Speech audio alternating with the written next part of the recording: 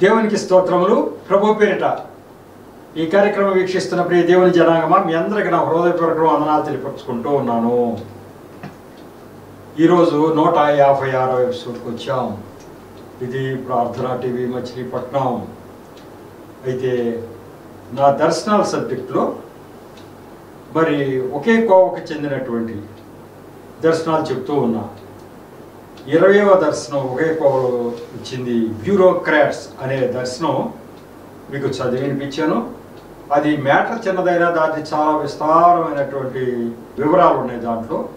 ఆ వివరాల్లోకి వెళదాం. ఆ వివరాలంతా మీకు నానా విధమైన జ్ఞానం నూరు పోసే దిశలో మీకు చెప్తా ఉన్నా. ఈ యొక్క బ్యూరోక్రాట్స్ అని రాసి చూపించడం చేత నేను మరి సుమారు 850 రిటైర్డ్ ఆఫీసర్స్ మధ్యకి నా యొక్క పుస్తకం పంపించడం జరిగింది.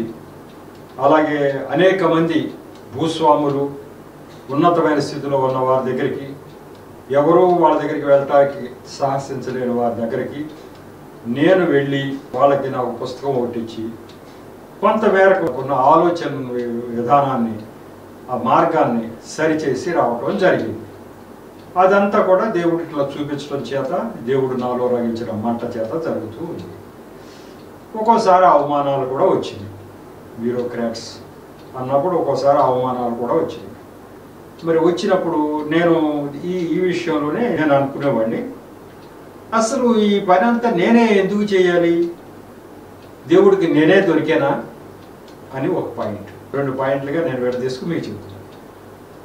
ఏంటి ఇదంతా నేనే చేయాలా, బ్యూరోక్రాట్స్ అని నాకే చూపించాలా, ఎంతమంది పాస్టర్లు వీళ్ళందరూ లేరా, వాళ్ళు ఎవరికైనా పోయి చర్చి పాస్టర్లు గారికి అప్పు చెప్పారనుకో, మరి వాళ్ళు పుస్తకాలు పంచడం కానీ ఇవన్నీ వాళ్ళ విశ్వాసాల సహాయంతో పంపుతూ ఉంటారు, చేస్తూ ఉంటారు. నాకు వచ్చేసరికి నాకు ఎవరి సహాయం ఉంటుంది? నేను చర్చిలో మామూలు సభ్యుడిగా ఉంటాను, నాకంటూ చర్చి ఉండదు. సరే, సువార్తికర్త సువార్తికుడు అంతవరకు. నాకంటూ ఒక మంది మార్గంలాగా ఏమి ఉండదు. సువార్తికుడిగా పనిచేస్తున్నాం. ప్రవక్త అయినా సువార్తికుడైనా దేవుడు చెప్పిన పని మనం చేసుకుంటూ వెళ్ళిపోతా ఉన్నాం.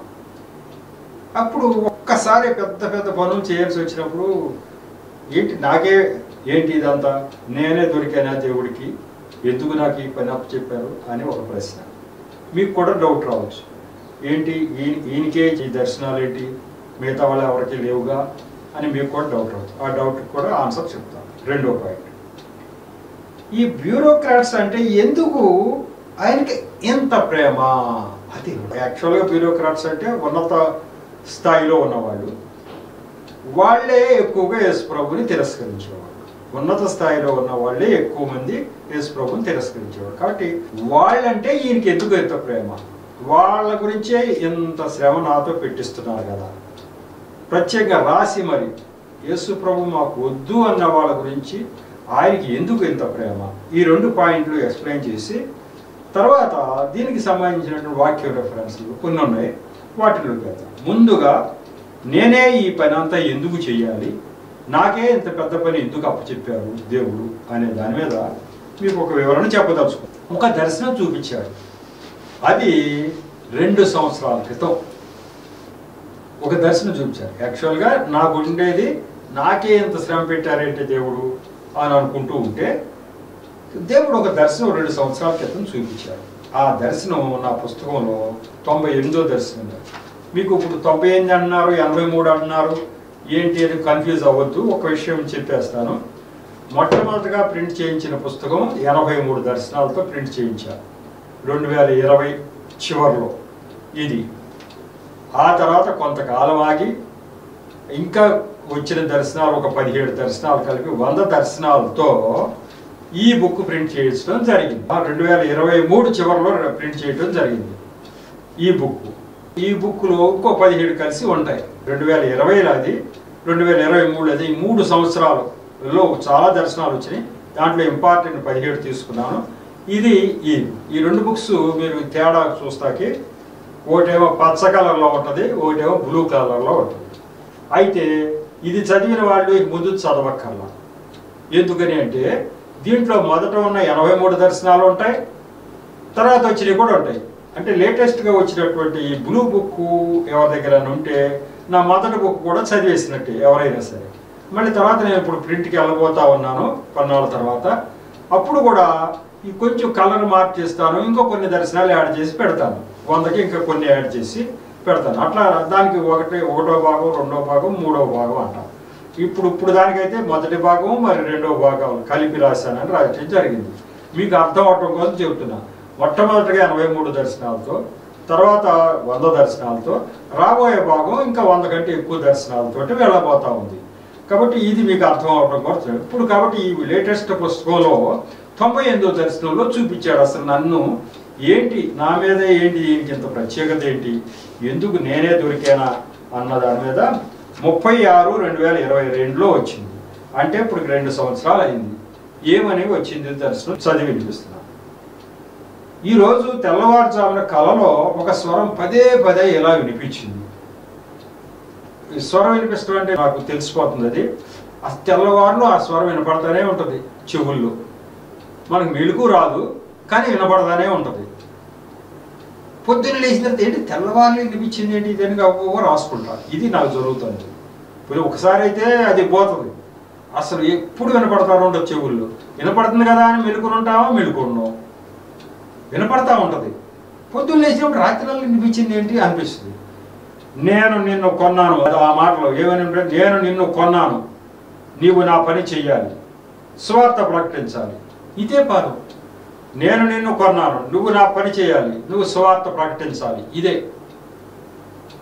ఇంతలో మెలకు వచ్చేసింది. అంటే ఆ రాత్రిలా ఇదే స్వరం పదే పదే వినిపించడం. ఇట్లా నా దర్శనాలు ఇట్లాగే ఉంటాయి, ఇంతకంటే ఎక్కువ ఉండదు. ఆయన సూచిస్తాడు అంతే. దీన్ని బట్టి ఏంటి అని నాకు మదన పడతాను, ఏంటిది ఏంటిది అని. నన్ను కొన్నారట, ఎప్పుడు కొన్నారు, ఎట్లా కొన్నారు, అందరినీ కొనలేదా, ఇది పాయింట్. అంటే నన్ను కొనటం అంటే దేవుడు నా గురించి చాలా కష్టపడ్డారు, లేకపోతే నేను యేసు ప్రభు వైపు చూడను. నేను ఉన్నతాధికారిగా పనిచేశాను. నాకు రిటైర్ అయ్యే సమయానికి పిల్లలు సెటిల్ అయిపోయారు, ఉద్యోగస్తులు అయిపోయారు. నాకు ఏ కొరత లేదు, ఏ కొదవ లేదు, ఆరోగ్యం కూడా బాగానే ఉంది. కాబట్టి నాకు ఏ కొదవ లేదు. నేను యేసు ప్రభు వైపు ఎవరైనా చెప్పినా కూడా మా దేవుడు మాకున్నాడు, ఎందుకు మమ్మల్ని ఇబ్బంది పెడతారు అంటూ ఉండేవాడిని. మా దారి మేము చూసుకుంటాం, మీ దారి మీరు చూసుకోండి, అంతేగాని మమ్మల్ని వచ్చి పుట్టుకునే యేసు ప్రభు నమ్మంటారేంటి అనే దృష్టిలో ఎవరైనా బైబిల్ ఇచ్చినా అది చదవం, పక్కన పెట్టేసి మనకెందుకు లేదు, మన గ్రంథాలు చాలా ఉన్నాయి అని చెప్పి అనుకునే రకం నేను. అటువంటి రకం మనిషిని నన్ను దేవుడు కొనడం జరిగింది. ఇక అదంతా పెద్ద కథ మీకు అంతా చెప్పలేను కానీ లైట్గా చెప్తున్నాను. ఆ పరిస్థితులన్నీ అలా అలా అలా అలా అలా మార్చుకుంటూ వచ్చేసాడు. అంటే కొన్ని శ్రమలు గుండా తీసుకొచ్చేసాడు. ఎట్లన్నా అయితే చూస్తాడా ఏంటి, ఎవరు ఎందుకు ఇలా వస్తుందని. ఈ శ్రమలు వస్తామంటే ఆయన ఆరాధించే దేవుళ్ళు ఎవరు ఎందుకు ఆదుకోవటం లేదు అని ఆలోచిస్తాడు. అసలు ఆయన ఆరాధించే దేవుళ్ళు నిజంగా దేవుళ్ళు కాదా అని ఆలోచిస్తాడు. అని చాలా అనుకోని విధంగా శ్రమల్లోకి వచ్చేసాను. శ్రమలోకి వచ్చినా నేనేమన్నా చూస్తున్నానా యేసు ప్రభు వైపు చోట్ల శ్రమలు వస్తే ఏంటంట, ఇప్పుడు వరకు సుఖాలు వచ్చినాయి, ఇప్పుడు దుఃఖాలు వస్తాయి. సుఖాలు అనుభవించాం, దుఃఖాలు కూడా అనుభవిస్తాం. అంతేగాని యేసు ప్రభు వైపు చూడాల్సిన అవసరం ఏంటి నాకు, ఇది నాకు. ఇక అప్పుడు ఆయన ఎంత కష్టపడవలసి వచ్చిందంటే అంత కష్టపడవలసి వచ్చింది. ఒకరోజు అయితే ఒక కళలో ఒక ఆయన తీసుకొచ్చేసి బైబిల్ గ్రంథం తీసుకొచ్చి ఒక పుష్పగుచ్చం తీసుకొచ్చి ఇచ్చి, రాజారావు గారు మీరు రిటైర్ అయిపోయిన తర్వాత ఇది మీకు సరైన మార్గం అని బైబిల్ గ్రంథం నా చేతిలో పెట్టాడు. తెల్లటి వస్త్రాలు ధరించుకున్న ఒక ఆయన. నన్ను ఈ మధ్యన ఒక సహోదరి అడిగింది, అంటే ఆమె అన్యజనురాలు, సార్ మీరు దేవుడు ఇన్నిసార్లు మాట్లాడాడు అంటున్నారు, దేవుడు ఎట్లా ఉన్నాడు సార్, ఆయనకి జుట్టు ఎట్లా ఉంది, ఆయన ఎట్లా ఉన్నాడంటే దేవుడు ఎప్పుడు కూడా ఈ రూపమని నాకు కనిపించలేదమ్మా. దేవుడు మాట్లాడటం అంటే అలా కాదు, దర్శనం వస్తుంది. ఆ దర్శనంలో ఇలా చూపిస్తారు, నేను రాస్తున్నట్టు, లేకపోతే నా ముందు ఒక ఆయన వచ్చి ఒక ఆయన చెప్పినట్టు ఇట్లా వస్తాయమ్మా, లేకపోతే స్వరం పదే పదే వినిపిస్తూ ఉంటుంది. అంతేగాని దేవుడు ప్రత్యక్షమై ఆయన ఇలా ఉన్నాడు అని చెప్పడానికి దేవుడు ప్రత్యక్షం ఎప్పుడు అవ్వలేదు. కాకపోతే ఒక వెలుగు ఆయన, కాబట్టి వెలుగు రూపంలో బళ్ళు అని పెద్ద వెలుగు కనిపించింది. ఎదురుగా ఒక ఆమె వచ్చి, అయ్యా దేవుడు వెలుగు వేస్తున్నాడు మీకు, మీరు వెనకాడకుండా మీరు ఈ పంట పొలాలని దాటి వెళ్ళిపోండి అంటున్నారు. అంటే సువార్త ప్రకటించడం మీద అది దర్శనం నాకు.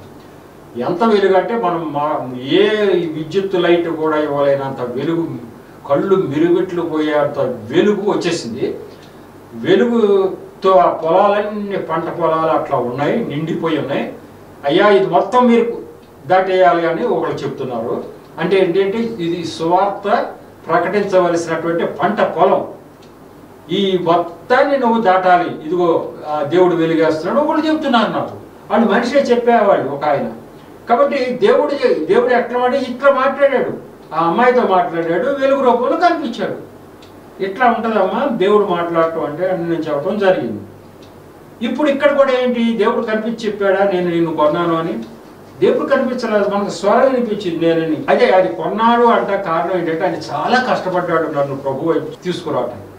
శ్రమల గుండా వెళుతున్నా నేను మాట వింటలా, రాని శ్రమలు వస్తే అంతవరకే అనుకుంటున్నాం కానీ మనం మాట వింటలా. ఆయన ఎవరు అని ఆలోచించట్లా. నేను వెళ్ళే మార్గం ఏమన్నా తప్పు ఉందా, సరి చేసుకుందామా అని ఆలోచించట్లా. ఎవరైనా క్రైస్తవులు వచ్చి అయ్యా బైబిల్ గ్రంథం ఒకసారి చదవండి మీ గ్రంథాలతో పాటు అని ఇస్తే దాన్ని తీసి పక్కన పెట్టేస్తున్నాను. ఏం చేయాలి? దేవుడు నన్ను ఎలా కొన్నాడు అంటే ఇలా అట్లాంటి పరిస్థితులు గుండా నడుస్తూ ఉండగా దేవుడు ఆశ్చర్యకరంగా ఈయనే దేవుడై ఉంటాడు అని గ్రహించే విధంగా ఎన్నో తార్కాణాలు చూపించడం జరిగింది. అన్నీ చెప్పలేను కానీ కొన్ని చెప్తాను. మా ఇంటి దగ్గర మా తమ్ముడు వాళ్ళ గృహంలో రేపు జరిగేటువంటి సంఘటన, వాళ్ళు ప్రభువును నమ్మిన వాళ్ళు అయితే వాళ్ళ ఇంటూ రేపు ఒక సంఘటన జరగబోతా ఉంది. ఆ సంఘటన మొత్తం ఈ రాత్రి నాకు కల్లో దర్శనంలో చూపించాడు. నేను యేసు ప్రభువుని నమ్మలేదు, చర్చికి వెళ్తున్నా, వాళ్ళు చర్చికి వెళ్తున్నారు. చర్చికి వెళ్ళే వాళ్ళకి రేపు జరిగే సంఘటన ఏదో వాళ్ళకేమైనా చూపించుకోవచ్చు కానీ నాకెందుకు చూపిస్తున్నాడు? నాకేమర్థం అని ఏంటి ఇలా చూపించాడు అనుకున్నాను. అయిపోయింది, ఏంటో చూద్దాం అనుకున్నాను. ఆ తెల్లవారి రాత్రి ఏ రకంగా జరిగిందో మొత్తం అంతా వాళ్ళ ఇంట్లో జరిగిపోయింది. వాళ్ళకు కూడా తెలియదు ఇది దేవుడు చేశాడు అని. వాళ్ళు మామూలుగానే ఉన్నారు. ఇదిగో చూడండమ్మా, మీ ఇంట్లో జరిగిన ఈ ప్రమాదం నుంచి మీరు తప్పించుకోవడం అనేది మీరు నమ్మినటువంటి మీ దేవుడే చేశాడు, రాత్రి నాకు అది చూపించాడు అని. అదేంటి డాక్టర్ల వల్ల మేము బయటపడ్డాం అనుకున్న ప్రమాదంలోంచి దేవుడు చేశాడా? ప్రార్థన అయితే చేసాము, పాస్టర్ గారితో ప్రార్థన చేయించాం, కానీ ఏది డాక్టర్ వల్లే ఈ ప్రమాదం నుంచి బయటపడ్డాం అనుకుంటున్నాం ఏంటి? నో, డాక్టర్ వల్ల మీరు బయటపడలా, దేవుడు వల్ల మీరు బయటపడ్డారు. అది నాకు చూపించాడు. నీకు చూపించాడా? నీకు యేసు ప్రభు అంటే పడదగా, నువ్వు చర్చికి రమ్మంటే రావుగా, నీకు చూపిస్తావు ఏంటి అన్నారు. ఏమో నాకు తెలియదు, నాకు చూపించాడు రాత్రి అన్నారు. వాళ్ళు ఆశ్చర్యపోయారు. ఇది ఎందుకు చూపించాలండి నాకు అంటే, ఇదిగో ఈయన దేవుడు, రేపు ఏది జరిగేది చెప్పగలిగిన దేవుడు ఈయన అని నాకు తెలియాలి.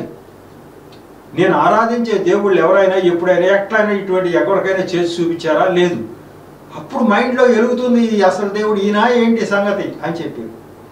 అట్లా నా కళ్ళ ముందే మరి ఇంకొక తమ్ముడు ఉన్నాడు, ఆయనకి కాళ్ళు పెద్ద ఇబ్బంది వచ్చింది. ఆ ఇబ్బంది వస్తే నేను అందరూ డాక్టర్లు స్పెషలిస్టులు తిప్పాను. నేను ప్రభువుని నమ్మిన వాడిని కాదు కదా. అట్లాంటి పరిస్థితుల్లో వాడికి డాక్టర్లు ఏం తెలిసారంటే ఇది తగ్గదండి, ఇక ఆయన అంతే లైఫ్ లాంగ్ అన్నారు. ఆయన యేసు ప్రభు వైపు చూస్తే అంత తగ్గుద్దేమని యేసు ప్రభు వైపుకి వెళ్ళాడు. యేసు ప్రభు వైపుకి వెళితే ఇది ఏదోలే దేవుడు అంటున్నారు కానీ అంటే యేసు ప్రభు దగ్గరికి వెళ్ళిన తర్వాత ఆయన కాలు బాగైపోయింది, మందు వేసుకోలేదు, మాకు వేసుకోలేదు, శుభ్రంగా తిరిగేస్తున్నాడు ఆయన. ఇది రెండోది నా కళ్ళ ముందు. అంటే దేవుడు ఇట్లా చేసేస్తాడా? వీళ్ళందరూ చెప్తా ఉంటే యేసు ప్రభు వచ్చేసాడు ఇచ్చేసాడు నిజా అనుకున్నామే, నిజమేనా అని ఇట్లా శ్రమల గుండా వెళ్ళినా నేను చూడలేదు. అలాగే ఇట్లా ఎదురుగా ఇన్ని కార్యాలు చేస్తుంటే ఈయన దేవుడా అనే గ్రహింపు నాకు రావటం జరిగింది. అప్పుడు బైబిల్ గ్రంథం తీసి చదువుతా ఉంటే ఈయన అసలు సృష్టికర్త కదండి బాబు. ఎంతవరకు సృష్టికర్త ఎవరో తెలియక కింద పడి మీద పడి ఎవరిని అడిగినా మనకు తెలియదండి. ఆయన ఎవరో ఒక ఆయన ఉంటాడు, పెద్ద ఆయన ఉంటాడు, ఆయన మనకు ఎవరికీ తెలియదు. ఏదో మన పూర్వీకులు ఆరాధించిన దేవుళ్ళని ఆరాధించుకుంటే ఆయనకి వెళ్తాయి, అంతేగాని ఆయనే అసలు ఎవరికీ తెలియదు అంటా ఉంటే ఇక్కడ నేను సృష్టికర్తను అని చెప్పి ఆయన బైబిల్ గ్రంథంలో ఉంటే ఆ బైబిల్ గ్రంథం నాకు తెచ్చి ఎవరో ఇచ్చి చదవమంటే నేను చదవకుండా కూర్చున్నానేంటి? ఎంత బుద్ధి పొరపాటు! ఇది చదివితే తెలిసిందే. ఈయన సృష్టికర్త, ఈయన భూమి ఆకాశాలను సృష్టించింది, ఈ సృష్టిని నడిపిస్తుంది ఈయన అని అప్పుడు అర్థమైంది. ఇక స్టార్ట్, ఇక దర్శనం మీద దర్శనం. నీతో నాతో చాలా పని ఉంది అబ్బాయి, నువ్వు వెంటనే చర్చికి వెళ్ళు, వెంటనే బాప్తిజం తీసుకో, నీతో చాలా పెద్ద పని ఉంది, నువ్వు ఎంత పని చేయాలని నాకు తెల్ల చొక్కా తొడిగేస్తున్నాడు, నాకు అన్ని చేసేస్తున్నాడు, అన్ని చేయించేస్తున్నాడు. అమ్మా ఎప్పుడు ఎంత కష్టపడ్డాడు, ఎవరి గురించి అయినా మరి దేవుడు ఎంత కష్టపడ్డా, ఎంత కష్టపడ్డాడు. అందుకే నన్ను కొన్నాడు ఆయన, అంతే. ఇక నా జీవితానికి ఇక నా ఉన్నాను, నేను బ్రతికున్నాను, బట్టగడుతున్నాను అంటే ఆయనే కారణం. ఇవాళ నరకం నుంచి తప్పించుకోగలిగారంటే ఆయనే కారణం. ఆయన ఇంత కష్టపడి కొన్నాడు. ఎందుకు అంటే నీతో చాలా పెద్ద పని ఉందబ్బాయ్. నేనేమనుకున్నా, నాతోటే ఏంటి పని, ఇంకే అతనితో పని, ఆయన ఎవరు అనుకుంటే ఆయనే అవుతుందండి. యోనా అనే ఒక ప్రవక్త ఉన్నాడు, మీకు అందరికీ తెలిసిందే. ఆయనతో పని చేయించాలనుకున్నాడు. ఇదిగో నినివే ప్రజలకి స్వార్థ ప్రకటించాలని. నువ్వు వెళ్ళాయా అంటాడు, ఆయనకి ఇష్టం లేదు వెళ్తావు, ఆయనకి ఇష్టం లేదు, నువ్వు వెళ్ళు అంటాడు. ఆయన కూడా నాలాగే అనుకుంటాడు, నేనే దొరికానా ఏంటి ఈయనకి నినివే ప్రజలకు ప్రకటించడానికి. ఎంతమంది లేరు, ఎవరు కూడా చెప్పొచ్చుగా, నాకు చెప్తాడేంటి ఈయన అనుకుంటున్నాడు యోనా. అట్లా యోనా అని ఆయన్ని నువ్వు వెళ్ళు అన్నాడు. వెళ్ళదలుచుకోవాలి ఆయన. మీ అందరికీ తెలిసిన కథ. ఎన్ని రకాలుగా మరి వాడు చేప మింగి మూడు రోజుల తర్వాత కక్కి ఆఖరికి ఆయనతోటే స్వార్థ ప్రకటింపజేశాడా, ఇంకెవరితో అయినా స్వార్థం ప్రకటింపజేశాడా? యోనా అనుకున్నాడట, వాళ్ళు మొండి ప్రజలు, వాడు ఎవడి మాట వినరు నినివే ప్రజలు. వాళ్ళ దగ్గరికి వెళ్ళమన్నాడు. నాకేమో అసిస్టెంట్ ఉన్నాడా, నన్ను కొట్టి చంపేస్తే వాళ్ళు ఎవడన్నా వెళితే ఆయన భయం ఆయనకి. పోయి నీతో పాటు ఇంకోటి తీసుకెళ్ళమంటున్నా అన్నాడు. నువ్వు వెళ్ళు అంటాడు. ఒంటరిగా వెళ్ళి నేను సువార్త ప్రకటిస్తుంటే వాళ్ళు ఏం చేస్తారో నన్ను అని ఈయన అనుకుంటున్నాడు. కానీ దేవుడు హస్తం తోడుగా ఉందని చెప్పిన ఆయన ఈయన వదలడని ఆయనకి తెలియదు. చెప్పిన ఆయనకి అసాధ్యమైంది ఏదీ లేదు, ఈయన ఎందుకు వదులుతాడు తెలీదు. కాకరికి ఆయనతోటే ప్రకటింపజేశాడు. వాళ్ళందరికి మారు మనసు వచ్చింది, అలా చేయటం జరిగింది. కాబట్టి ఎవరినన్నా ఈయన ద్వారా ఈ పని చేయించాలనుకుంటే ఆ పని ఆయన ద్వారానే చేయిస్తాడు. నాతో ఎంత పెద్ద పని చేయించాల్సిన పని ఆయనకి తెలుసు ముందుగానే.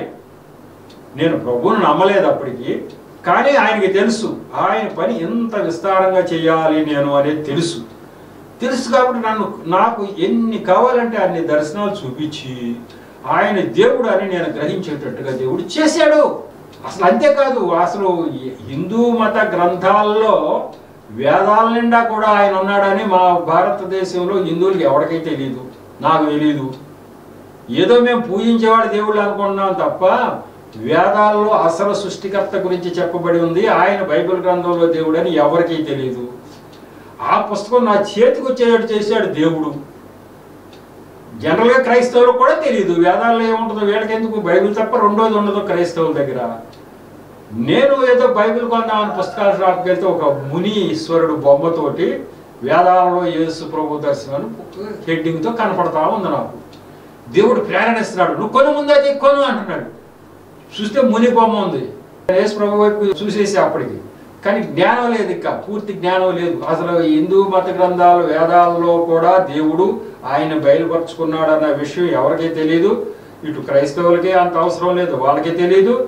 అలాగే భారతదేశంలో ఉన్న హిందువులకి కూడా తెలియదు వేదాల్లో ఏముందో. అది నువ్వు తెలుసుకోవాలి అబ్బాయి. నువ్వు అనేక చోట్ల నా మాటలు చెప్పాలి అంటే నువ్వు వేదాలలో చెప్పబడింది నా గురించే, నేనే అంతర్లీనంగా ఉంటే నా ఆత్మ ద్వారానే ఆ మునులతో రాయించాననేది ఆయన ఉద్దేశం.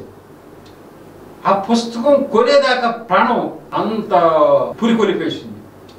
ఆ పుస్తకం ఎంత 200 తెచ్చిన తర్వాత అది చదువుతుంటే కళ్ళు తిరిగిపోయినాయి నాకు. అరే, దేవుడు భారతదేశాన్ని ప్రేమించి ఆయన ఆత్మ ద్వారా మొత్తం ఆయన గురించి రాయించేశాడే. ఎంత గొప్ప గ్రంథం రాయించేశాడే. దీని నిండా కూడా సృష్టికర్త గురించి ఉంది, ఎవరికి తెలియదే ఈ విషయాలు అనుకుని నేను ఆ విషయాలను అనేక మందికి సాక్షి రూపంలో చెప్పడానికి దేవుడు ప్రోత్సాహం. ఇట్లా కొనలేదా నన్ను దేవుడు, ఇన్ని మార్పులు చేయలేదా, నాకు జ్ఞానం వచ్చేట్టు చేయలేదా? ఇట్లా కొన్నాడు కాబట్టి, ఇలా నాతో ఒక పని చేయించాలని అనుకున్నాడు కాబట్టి, నాకే బ్యూరోక్రాట్స్ అంటే మేమే పండితులం, మాకు అన్నీ తెలుసు అనుకున్నటువంటి జ్ఞానవంతులు మేధావంతులు అనుకున్న వాళ్ళు ఎవరో వాళ్ళని ఛేదించు, నువ్వు వాళ్ళకు ఉన్న జ్ఞానం ఏంటో బయటికి లాక్కురా, ఇగో నువ్వు చెప్పు ఈ జ్ఞానం అంతా అని వాళ్ళ మధ్యకి వెళ్ళి నిలవదగిన వాడు నువ్వు అని ఆయన ఉద్దేశం ఉండి నువ్వే చేయాలి ఈ పని అని చెప్పి అప్పగించడం జరిగింది. బ్యూరోక్రాట్స్ మధ్యకి నేను వెళ్ళటం అంటే అందుకే నన్ను ఏర్పరచుకోవటం జరిగింది అని అర్థం. కాబట్టి దీని మీద అయితే ఇంకా కొన్నాను అనే దాని మీద అయితే బైబిల్ గ్రంథంలో చాలా రెఫరెన్స్లు ఉన్నాయి. అవన్నీ ఇప్పుడు చెప్పను, ఎందుకంటే ఇప్పుడు అన్కనెక్టెడ్. ఊరికే చెప్తున్నా. ఎందుకు చెప్తున్నా అంటే నేనే దొరికానా, నాకే ఎందుకు ఈ పని అప్పచెప్పాలి అని నేను అనుకుంటున్నా. కాబట్టి అదిగో నాకే ఈ పని ఎందుకు, నీకే ఈ పని అప్పచెప్పవలసిన కారణం ఇది అబ్బాయి అని చెప్పడం జరిగింది. ఇప్పుడు ఈ బ్యూరోక్రాట్స్ అనే దర్శనమే ఇది నా పుస్తకంలో 85వ దర్శనం, నా ఈ యొక్క కోవలో 20వ దర్శనం. ఫస్ట్ పాయింట్ అది. వాక్య రెఫరెన్స్లోకి వెళదాం తర్వాత. ఇప్పుడైతే రెండో పాయింట్కి వచ్చేద్దాం. నేను నిన్ను కొన్నాను అన్నారు. ఆ కొన్న ఇంకా చెప్పాలంటే చాలా ఉన్నాయి. ఆయన ఏ రకాలుగా నన్ను శ్రమంలోకి తీసుకెళ్ళాడు, ఏ రకాలుగా మరి నేను ప్రభు వైపు చూడటానికి ఆయన ప్రయత్నం చేశాడు, ఏ రకాలుగా నేను తిరస్కరించాను, ఏ రకాలుగా మరి దేవుడు ఈ దర్శనాల ద్వారా రోజు రోజు రోజు నన్ను ఆయనే దేవుడు అని గ్రహించే విధంగా చేశాడని చెప్పుకున్నాం. ఇక రెండో పాయింట్, అసలు ఈ బ్యూరోక్రాట్స్ అంటే ఆయనకి ఎందుకు ఎంత ప్రేమ? రెండో ప్రశ్న. బ్యూరోక్రాట్స్ అంటే ఉన్నత వర్గాల వారు. యేసు ప్రభు మాకు వద్దే వద్దు. ఆ యేసు ప్రభు అన్న ఆయన అల్పులకి, సమాజంలో తక్కువ స్థాయిలో ఉన్నవారు కొలుచుకునేటువంటి ఒక సామాన్య దేవుడే తప్ప ఆయన మామూలుగా అసలు సాటి మన దేవుడితో సాటే రాడు అనే తత్వం కలిగినటువంటి వాళ్ళ మీద దేవుడికి ఎంత ప్రేమ ఎందుకు అనేది ఆ విషయానికి వద్దాం. ఎందుకు అంటే దేవుడికి వీళ్ళని వాళ్ళని భేదం లేదు. హృదయాలోచనలు ఎరిగిన దేవుడు. ఎటువంటి ఎలా భేదం లేదు అని అంటే ఆయన సృష్టికర్త కదా, హృదయాలోచన ఎరిగిన దేవుడు. ఈ యొక్క యేసు ప్రభు మాకు వద్దు అనే వాళ్ళలో ఒక గుణం ఆయనకు బాగా నచ్చింది. మీకు ఇదివరకే చెప్పాను. ఈ దేవుడు అని ఒక రాయిని చూపిస్తే తెల్లారిపాటికి దాని చుట్టూ పొర్లు దండాలు పెట్టేస్తారు. ఏ మహిమ వీళ్ళకి తెలియదు, వాళ్ళు ఏ యొక్క కార్యము దాంట్లోంచి చూడరు. కానీ దేవుడు అంటే చాలు, నిన్నటి దాకా ఆ పక్కన పడి ఉన్న రాయే అది, దాన్ని దేవుడు అని ఒకళ్ళ అంటే చాలు ఇక పొర్లు దండాలు పెడతారు. అక్కడికి ఆ స్థానంలోకి వచ్చిన వాళ్ళు ఎవరు ఊసులు కబుర్లు చెప్పుకోరు. అమ్మో దేవుడు దేవుడు జాగ్రత్త అని ఎవరికి వాళ్ళు మౌనంగా కూర్చుని ఉంటారు. అది యేసు ప్రభు మార్గంలో లేని వాళ్ళలో ఉన్నటువంటి ఒక సుగుణం. నేను కూడా ఆ మార్గంలో ఉన్నప్పుడు చూసేవాడు. మేము గుడికి వెళ్తే, దేవాలయాలకు వెళ్తే ఎవరితో మాట్లాడడం, ఏదో ఎవరికి వాళ్ళు ఒక మూల కూర్చుని దేవుడి ఛానల్లో దేవుడు వాడు. అక్కడ లోపల ఉన్నది దేవుడో కాదో మాకు తెలియదు, కానీ దేవుడు అనుకుంటున్నాం మేము. మెట్లు మీద కూర్చున్నోడు మాట్లాడుకోడు, ముచ్చట్లు చెప్పుకోడు, ఆ పక్కన ఉన్నోడు మాట్లాడుకోడు, క్యూలో ఉన్నవాడు వేరే విషయం మాట్లాడు, దేవుడి విషయం తప్ప. అంత భయంతో వణికిపోతా ఉంటాం. కానీ అసలైన దేవుడు ఉన్నటువంటి చర్చిల్లోకి వచ్చే మనుషులు చూస్తే కొంచెం ఖాళీ దొరుకుతుంది, కబుర్లు చెప్పుకుంటా ఉంటారు. చర్చి ఆవరణ ఇట్లా దాటితే చాలు పక్కన మెట్ల మీదకి వచ్చి కబుర్లు చెప్పుకుంటా ఉంటారు. ఇదంతా దేవుడు చూడలేదా? చూస్తున్నాడు. దేవుడు మొత్తం అటు చూస్తున్నాడు, ఇటు చూస్తున్నాడు. అరే దేవుడు కాని చోట ఉన్న వాళ్ళు ప్రజలు ఎలా ఉంటారేంటి? నేను దేవుణ్ణి అయ్యి నా ద్వారా ఇన్ని కార్యాలు చూస్తున్నటువంటి వాళ్ళు ఎలా ఉంటున్నారేంటి అని ఆయనకు తెలీదా? వాళ్ళు నా పిల్లలే, వీళ్ళు నా పిల్లలే. వాళ్ళేమో నరకానికి పోతా ఉన్నారు. భయంతో వణికిపోతున్నవాడేమో నరకానికి పోతా ఉన్నాడు. ఇక్కడ పెద్దగా భయపడినా నేనంటే నన్ను చూసి వణకరా అంటాడు 20 గ్రంథంలో. వణకలేదు సరికదా, ఇష్టం వచ్చినట్టు మాట్లాడుకుంటూ ఉంటారు. వీళ్ళేమో పరలోకానికి వెళ్తాం ఏంటి, వాళ్ళ నరకానికి వెళ్ళటం ఏంటి? ఇది అన్యాయం కాదా? నా బిడ్డలు కదా వాళ్ళు. అరే వాళ్ళకి నేను ఎవరో సరిగ్గా తెలిస్తే వాళ్ళని కూడా పరలోకానికి తీసుకెళ్ళొచ్చుగా, వీళ్ళతో పాటు నేను తీసుకెళ్ళాలి, ఎట్లయినా వాళ్ళ గురించి ఆలోచించాలి నేను ఏమైనా అని. బ్యూరోక్రాట్స్ అంటే ఆయనకు ప్రేమ ఉంది. నిజం చెప్పాలంటే క్రైస్తవుల మీద కంటే ఎవరైతే యేసు ప్రభు మార్గంలో లేరో వారంటే దేవుడికి చాలా ప్రేమ ఉంది, చాలా బాధ్యత కూడా ఫీల్ అవుతున్నాడు ఆయన. అదే నా దర్శనాల నిండా కనపడటం జరిగింది. అప్పుడు అనుకున్న వీళ్ళని చూస్తే ఆయన ఎట్లా ముచ్చట పడుతున్నాడు. అది నిజమేనా అండి మీరు అంటున్నారు, కానీ ఎక్కడన్నా అట్లా ముచ్చట పడినట్టు ఉందంటే బైబిల్లో అనేక చోట్ల ఉంది వాళ్ళ గురించి. వాళ్ళని చూచి దేవుడు ఎట్లా ముచ్చట పడిపోతున్నాడు అనేక చోట్ల ఉంది. అదేంటండి క్రైస్తవుల గురించి ముచ్చట పడాలి, కానీ యేసు ప్రభు మాకు వద్దున్న వాళ్ళని చూచి దేవుడు ముచ్చట పడిపోతున్నాడు ఏంటి అనుకుంటారా? బైబిల్ నిండా ఎన్నో వాక్యాలు ఉన్నాయి. అవి మీకు చూపిస్తా. అవన్నీ చెప్తాడు వీళ్ళకి. యేసు ప్రభువులు స్వాస్థ్యంగా ఉన్నటువంటి ఇజ్రాయెల్ ప్రజలకి, చూడండి అయ్యా వాళ్ళని చూడండి అయ్యా, వాళ్ళని చూసేనే బుద్ధి తెచ్చుకోండి అయ్యా, వాళ్ళని చూడండి అయ్యా, వాళ్ళకి మీకు తేడా చూసుకోండి అయ్యా అని ఎప్పటికప్పుడు ఇజ్రాయేల్ ప్రజలకు బుద్ధి చెప్పినప్పుడల్లా కూడా ఆ యొక్క యేసు ప్రభు మార్గంలో లేని వారిని ఎత్తి చూపిస్తూనే ఉన్నాడు. అంటే ఈయన వాళ్ళనే చూస్తున్నాడు, వీళ్ళనే చూస్తున్నాడు. ఈయన సృష్టికర్త కాకపోతే ఇంకెవరు దేవుడు? ఈయన ఆరాధించిన వారిని చూస్తున్నా, ఆరాధించని వాళ్ళను కూడా ఆయన చూస్తూనే ఉన్నాడు. మరి దీని మీద చాలా వాక్యాలు ఉన్నాయి, కానీ ప్రస్తుతానికైతే ఇర్మియా 35వ అధ్యాయంలో 15, 16, 17 వచనాలు అన్నీ మీకు చదవను, కానీ ఒక్క వచనం చదివి ఇంకా తక్కిన తర్వాత తీసుకెళ్తా. అది రేకాబీయులు అనేటువంటి వాళ్ళ గురించి ఇర్మియా గ్రంథంలో 35వ అధ్యాయంలో చక్కగా దేవుడు మాట్లాడతాడు. మరి వాళ్ళ గురించి ఈయనకి ఎంత ప్రేమ ఎందుకు వచ్చింది? ఇప్పుడు కూడా బ్యూరోక్రాట్స్ గురించి ఇంత ప్రేమ పొంగు రావడానికి కారణం ఏంటంటే, వాళ్ళు దేని చూపిస్తే దాన్ని దేవుడు అంటే చాలండి. ఒక పుల్ల పెట్టి దేవుడు అంటే చాలు, కింద పడతారు, మీద పడిపోతారు, దాని చుట్టూ తిరుగుతూ దండాలు పెట్టేస్తారు. అది వాళ్ళకి ఆయనకి నచ్చుతా ఉంది. మరి ఈ యొక్క ఒక్క వచనమే మీకు చదువుతాను. ఇర్మియా గ్రంథం 35వ అధ్యాయము 16, 17 వచనాలు చదువుతాను. రేకాబు కుమారుడైన యెహోనాదాబు కుమారులు తమ తండ్రి తమకిచ్చిన ఆజ్ఞను నెరవేర్చిరి గాని ఈ ప్రజలు నా మాట వినకై ఉన్నారు. కాబట్టి ఇశ్రాయేలు దేవుడును సైన్యములకు అధిపతి యెహోవా ఈ మాట సెలవిచ్చున్నాడు, నేను వారితో మాట్లాడితిని గాను వారు వినకపోతిరి, నేను వారిని పిలిచితిని గాను వారు ప్రత్యుత్తరం ఇవ్వరు, కనుక యోధా వారి మీదకి యెరూషలేము నివాసుల మీదకి రప్పించదని నేను చెప్పిన కీడంతా ఈ వారి మీదకి రప్పించుచున్నాను అని అంటాడు. ఇక్కడ పోల్చాడు, ఇదిగో ఇజ్రాయెల్ మీదకి యూదా ప్రజల మీదకి నేను ఒక కీడు రప్పించదలుచుకున్నానని చెప్పి ముందుగానే చెప్పా. అయ్యా మీరు మార్చుకోండి, ఈ కీడు రాకుండా ఉంటుంది అని చెప్పారు. అయితే ఎవరో అన్యజనులు, నా యొక్క స్వాస్థ్యం కాని ఇజ్రాయెల్ ప్రజలు కాని అటువంటి ఒక రేకాబీయులు అనేటువంటి ఒక వంశం ఉంది. వాళ్ళు వాళ్ళ తాత ముత్తాతలు ఏ పని చెప్తే దాన్ని ఆ ఆజ్ఞను శిరసావహిస్తూ ఈ రోజుకు వస్తూనే ఉన్నారు. కానీ నా ప్రజలు నేను ఎంత చెప్పినా వింటలేదు, కాబట్టి వీళ్ళ మీదకి నేను తీసుకువస్తానని చెప్పిన కీడును వీళ్ళ మీదకు తీసుకువచ్చి తీరతాను అని చెప్పాడు ఈ 2 వచనాలు. దీన్ని దృష్టిలో పెట్టుకుని ఆయన ప్రేమిస్తున్నాడా ఆ బ్యూరోక్రాట్స్ని, ఆ యేసు ప్రభు మార్గంలో లేని వారిని దేవుడు ప్రేమించడానికి కారణం ఏంటి? ఇది కారణం పోల్చి చూచాడు. ఆయన చూచాడు. మరి తర్వాత చెప్తాడు, ఇది ఇంకా కంప్లీట్ కాలేదు, నెక్స్ట్ ఎపిసోడ్లో దీన్ని ఇంకా కొంచెం వివరంగా చెప్తే మీకు అర్థం అవుతుంది. అలా చేద్దాము. ఇప్పటికైతే ఎపిసోడ్ ముగించుకుందాం. దేవుడి యొక్క మాటల్ని సాక్ష్యాన్ని దీవించుగాక. చిన్న ప్రార్థన చేసి ముగిస్తా. కృపగల దేవ, మహాపరిశుద్ధుడా, ప్రేమగల తండ్రి, ప్రభు మీకు వందనాలు స్తోత్రాలు తెలియజేసుకుంటున్నా తండ్రి. ఈరోజు ప్రభు ఈ 156వ ఎపిసోడ్ను కూడా మీరు దీవించారు. నన్ను మరుగుపరిచి నా నోట మీ మాటలు ఉంచారు. అలాగే వింటున్న బిడ్డలు హృదయాలు తెరిచి విషయాన్ని గ్రహించే శక్తిని దయచేశారు.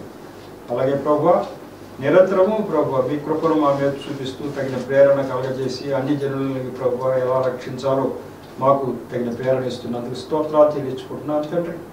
ఈ యొక్క కార్యక్రమం వీక్షిస్తున్న ప్రతి బిడ్డను, అలాగే టీవీ యాజమాన్యం దానిలో పనిచేస్తున్న బిడ్డలు, అలా నన్ను నా పరిచయం కూడా దీవించండి. మా ప్రభును రక్షకుడు నేసినామలో ప్రభుత్వాన్ని ప్రార్థించి వేడుకుంటున్నా తండ్రి. ఆమేన్. మరొకసారి మీ అందరికీ నా హృదయపూర్వక శుభాకాంక్షలు తెలియజేస్తున్నాను. వందనాలు.